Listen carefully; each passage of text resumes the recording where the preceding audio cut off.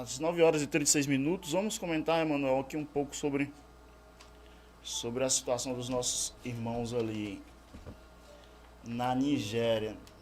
Como é difícil viver em um país onde não tem liberdade religiosa. O grupo Boko Haram provavelmente assassinou mais de 100 mil pessoas desde 2009 ali e incendiou mais de 18 mil igrejas na Nigéria. E nós podemos dizer sem dúvidas nenhuma, usar uma palavra muito pesada, que é usada hoje facilmente, mas fora do contexto, mas para esse contexto aqui da Nigéria, devido à dimensão dessa perseguição, nós podemos usar essa palavra com toda certeza, sem que ela perca o seu sentido. O que tem sido feito com os cristãos ali na Nigéria, nós podemos denominar de um genocídio cristão, sem dúvida nenhuma, né? Sem dúvida. Nós vivemos em um país ainda com uma relativa liberdade cristã e por isso nós nos esquecemos muitas vezes que existem contextos e existem países, localidades onde o evangelho, a pregação do evangelho ainda é muito perseguida. Comenta aí um pouco sobre essa questão. Vamos lá, né? Sobre a Nigéria. A gente viu que é desde 2009, né, que acontece isso.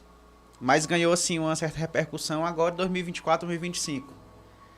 Mas nós que sempre aconteceu esses fatos aqui. É questão de quando a mídia começa a circular, e eu atribuo muito isso às redes sociais, que possibilita uma mídia alternativa da televisão e outras mídias que existem, oficiais, que propagam esse tipo de informação. Graças a Deus que tem essas pessoas. Mas é uma realidade triste já há muito tempo. O Portas Abertas, ele atribui ali esse comportamento ali daqueles grupos terroristas de paranoia ditatorial. Porque simplesmente os cristãos, ele ameaçam o mundo. Eu vou dizer assim. Porque, por exemplo, ali os muçulmanos, eles tentam ali... Esses grupos aqui que a gente está falando, né, que são os jihadistas, são aqueles que eles aderem à visão extrema dos muçulmanos. Para eles, os cristãos são pessoas que são ameaça. Porque os cristãos pregam a palavra, curam o próximo, ajudam o próximo, amparam as pessoas. E com isso, a gente tem ali, no caso ali dos muçulmanos, um sistema de leis que eles têm. E nesse sistema de lei, que eles trabalham muito esse negócio de guerra santa, eles têm um negócio que é assim, de muitas penas, punições, por assim dizer, que é a Sharia, né? Sharia. Que, incrivelmente, a Nigéria, ela tem, assim, um número muito balanceado de cristãos e muçulmanos. Tendo o sul a predominância cristã e o norte a predominância muçulmana. E ali no norte, onde tem a predominância muçulmana, a gente vai ver ali a Sharia, que deveria, na teoria, Carlos, ser um sistema de leis aplicado para os muçulmanos. E é assim que eles falam que deve ser, já que ali a gente tem várias religiões. Mas, por exemplo, que a Sharia, a aplicação dela, quando um muçulmano se converte ao cristianismo, e essa pessoa, ela é dado a ela, se eu não me engano, 10 dias de tolerância para que ela se arrependa do que fez e ela negue o nome de Jesus. E diga se não foi um engano, realmente eu me enganei em aceitar Jesus Cristo. Eu vou voltar a ser muçulmano, então tem aquela tolerância de 10 dias. Passa-se esses 10 dias, então aquela pessoa vai ter algum tipo de punição, seja lá qual for. Aí vem todo um sistema. Aí onde é que o cristianismo entra nisso? Porque olhar para um cristão é olhar para um pregador. Quando se olha para o cristianismo é um negócio tão poderoso que ele não consegue ficar contido dentro de uma caixa, preso. Ele simplesmente expande. Então, para os muçulmanos, isso é uma ameaça, porque está ameaçando o sistema deles de controlar as pessoas. Tanto que ali, acho que todo mundo já acompanha isso, desde pequeno nas mesquitas, eles pegam os meninos bem novos, né? E já vão educando os meninos para isso. Aí é muito fácil ver na internet vídeos de meninos de 10 anos de idade, 8 anos, com arma na mão, sendo educados a odiar, por exemplo, Israel e outras coisas, sendo educados a odiar os cristãos. Então é desde pequeno. Inclusive, só um breve comentário, a SEMADEC, que é a Secretaria de Missões aqui da Assembleia de Deus do Ceará, ela tem, tanto ela como todas as agências missionárias, elas trabalham muito com escolas. Isso para eles é uma ameaça. Tem até um testemunho do nosso irmão, pastor Francisco Vieira, falando sobre isso, que ele trabalha ali em missões há mais de 25 anos ali no Cabo Verde. Ele já é considerado um cidadão cabo-verdiano. Ali é um negócio poderoso. Ele tirou férias um dia desses e quando ele saiu, as crianças quase não deixam ele vir para tirar férias, porque sentem falta muito dele. Ele tem um papel ali muito importante na missão ali. Ali a igreja tem um papel na parte da missão da liberdade das pessoas, na educação das pessoas. Ali, ter ali os cristãos, porque inclusive lá as filhas mais novas, eles não gostam muito de levar para a escola, porque quando as filhas vão para a escola, elas estão em perigo de serem sequestradas, por exemplo, as filhas cristãs. E aí elas sofrem diversos tipos de abuso, né, inclusive sexual. Mas enfim, o testemunho do irmão do pastor Francisco Vieira é o seguinte, que tinha um filho de uma família muçulmana que frequentava a escola, que a escola era cristã. Uma escola primária mesmo. Uma escola bonita, com lanche, com almoço, com ensino, com professores, com um diretor. Negócio de primeira qualidade mesmo. E aí, os líderes da mesquita estavam abordando os pais daquela criança porque não estavam gostando que aquela criança estava chegando em casa com alguns hábitos diferentes. Eles não queriam mais adorar a Allah na hora das refeições. Era um dos hábitos que ele tinha. E agora ele adorava a Jesus. E aí eles sentiram-se ameaçados com isso. Não, vocês têm que tirar essa criança dessa escola, desses cristãos, porque senão nós vamos fazer alguma coisa com vocês. Mas os pais se posicionaram e disseram, não, nós não vamos fazer isso. Nosso filho vai lá, já sabe escrever, já sabe ler, todo dia tem uma refeição de qualidade, tá tendo conhecimentos diversos, né, que a escola faz isso. Então, a igreja ela tem um impacto naquele local. Tem um impacto.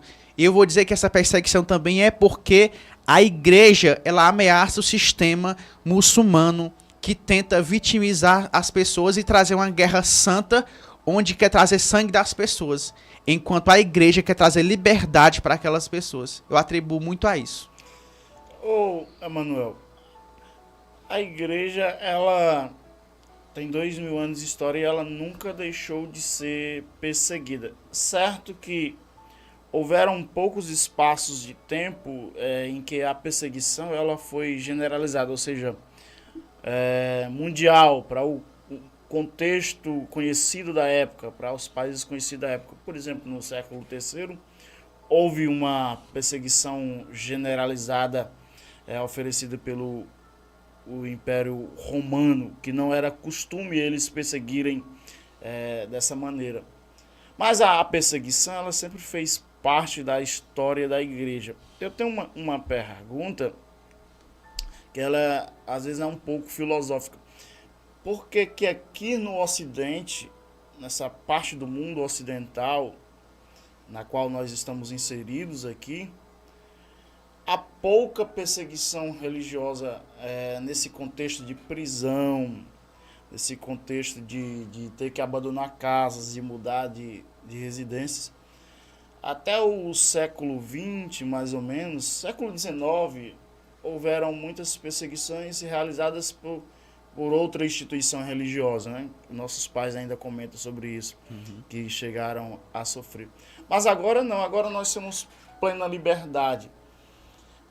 Eu ao ver a história da igreja, eu percebo que sempre que a igreja foi viva, eficaz na pregação do evangelho, ela foi um pouco perseguida, assim, de maneira branda ou de maneira mais árdua, mas ela foi perseguida.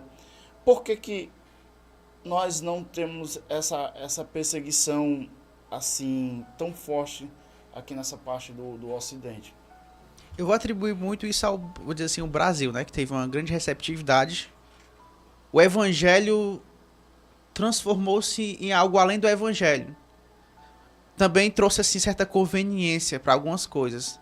Na minha visão, no meu modo de ver. Exatamente. No Brasil ganhou também uma visão de conveniência, de status. Famosos gostam de tirar foto. E no pior caso, que eu vou dizer assim, de certo modo virou até uma massa política para alguns que utilizam. Agora, eu vou dizer assim, do Ocidente, por exemplo, Nicarágua, vou chamar aqui México, São, Venezuela, outros países que são bem próximos ali, que fazem parte aqui do nosso bloco aqui de países, eles sofrem já perseguição muito árdua. Inclusive, a última edição agora do Portas Abertas, que todo mês ele lança uma revistinha, abordou sobre esse tema. principalmente na Nicarágua, né? Onde o presidente tem fechado a igreja, sempre tem colocado padres na cadeia, pastores e... Se eu não me engano, é o país número 30 dos mais perseguidos, numa lista de 50, que já é bastante significativo. A Nigéria que falamos hoje é a número 7, né? Já é, assim, um dos países que mais matam por ser cristão. Um deles é a Nigéria. Então a gente pode, assim, atribuir nessa nossa visão panorâmica da realidade do Evangelho, que a mensagem, o Evangelho está um pouco diluído, assim, um pouco garapa com açúcar, assim, não é tão preciso como era o Evangelho. Assim, não é o Evangelho por completo, né? Assim, boa parte do Evangelho que alcança as massas, principalmente via YouTube, o Evangelho que alcança os famosos, é um Evangelho meio garapa com açúcar, meio diluído, que não tem a essência do Evangelho pregado por Pedro, por Paulo, pelos apóstolos, por Jesus. Que era... Até vi um sketch esses dias que... Vou falar bem resumidamente, né? Era uma reunião de pessoas que eles estavam querendo promover ações para crescer a igreja. Aí um dizia assim, não, vamos fazer uma campanha de tal coisa, de milagre, alguma coisa. Não, vamos fazer uma campanha de outra coisa. Aí, por último lugar, uma pessoa diz assim, não, vamos fazer o seguinte, vamos pregar o evangelho puro e simples. Aí essa pessoa é jogada fora daquele ambiente. Porque parece que há muitas pessoas, eu não vou dizer que elas são cristãs, mas muitas pessoas até, assim, fora do meio da igreja, veem a igreja como oportunidade. E existem, inclusive, relatos de pessoas que abriram, pessoas não crentes, abrindo igrejas somente pelo oportunismo. É muito triste isso de se falar, para ser sincero. Eu ouvi, mano, essa semana e umas 2 semanas atrás um camarada conhecido nosso chamar igreja de balcão de negócio. Essa é a visão que muitos têm de fora da igreja e muitos líderes, não generalizamos, mas Isso. vários líderes têm do que é ter uma igreja, que é um balcão de negócio.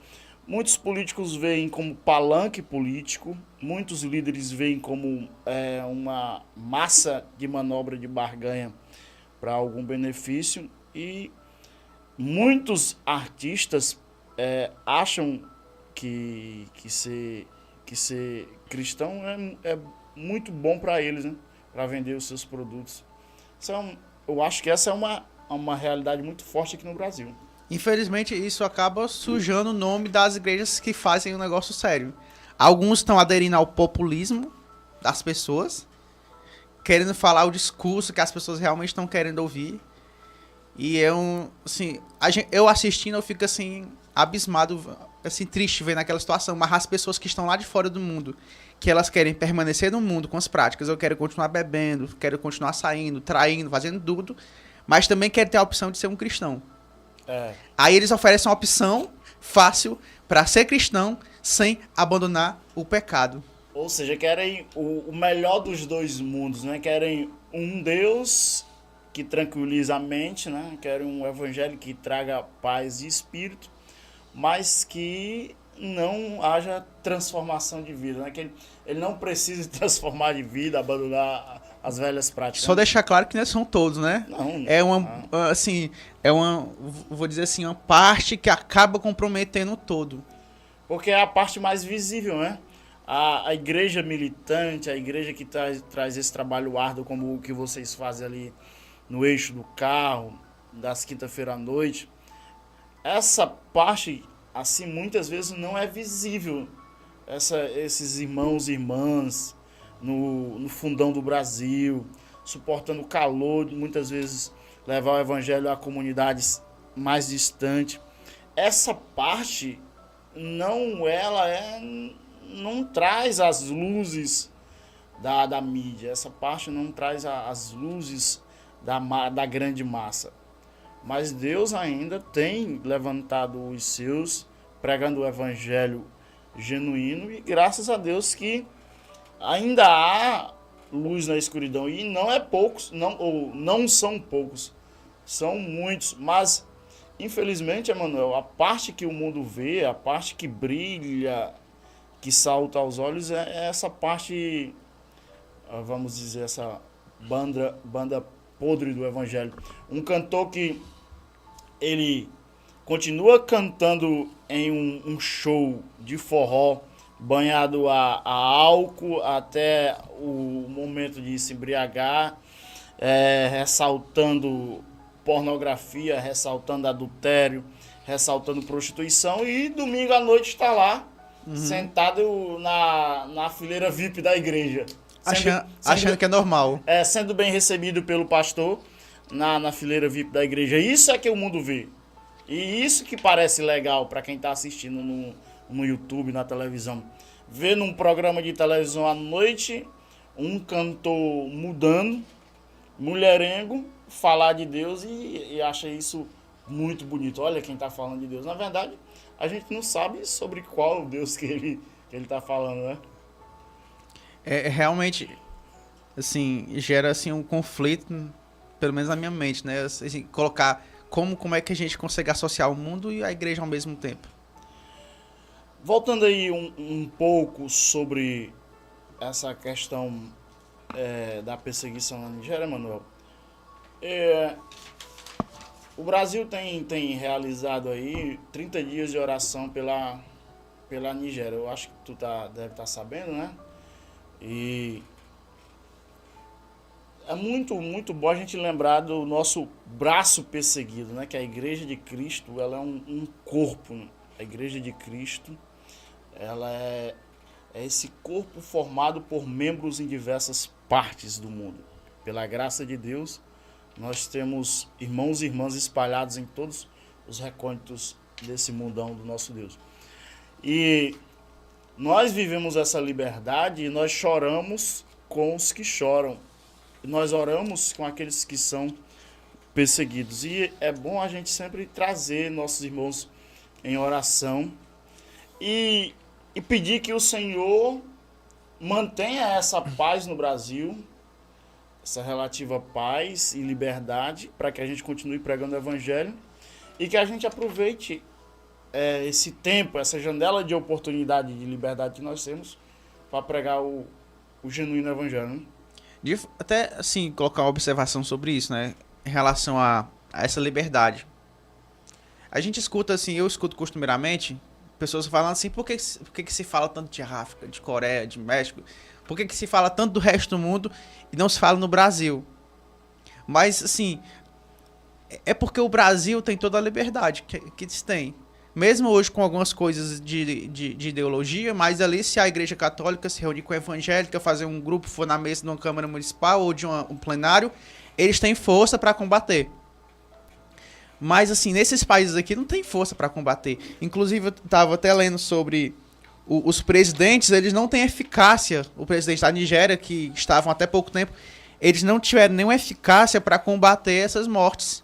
Porque isso aqui, se formos jogados para a ONU, essas coisas, isso aqui é desumano. A morte como eles morrem aqui. Aí, em 2023, tem o Bola Tinubu, que foi eleito presidente da Nigéria.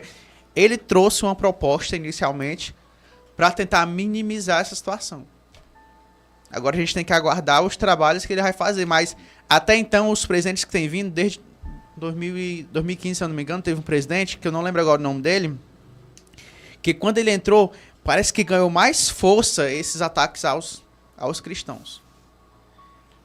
Ou seja, já vem lá de cima, né? Já Porque vem assim da política. O presidente em si, ele não pode ir contra a religião que predomina, né?